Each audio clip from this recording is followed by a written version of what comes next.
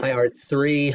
So real quick for this week, I just wanted to let you know that you will not have a sketchbook due on Friday. I'm giving you extra time because next week we're only here for 3 days and then it's Christmas break.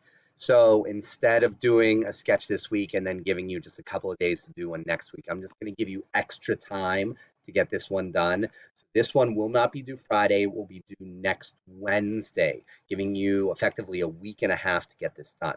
What this is also going to do is it's going to allow you to get caught up on anything that you're behind in. So if you owe me sketches, now is the time to get them done.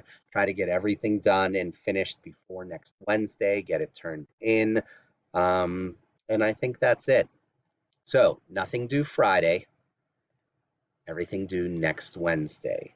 Get your sketch for the week done, get anything else done that you owe me, and that is it. Uh, get that stuff turned in, and everyone have a fantastic Christmas break. Okay, see you guys later.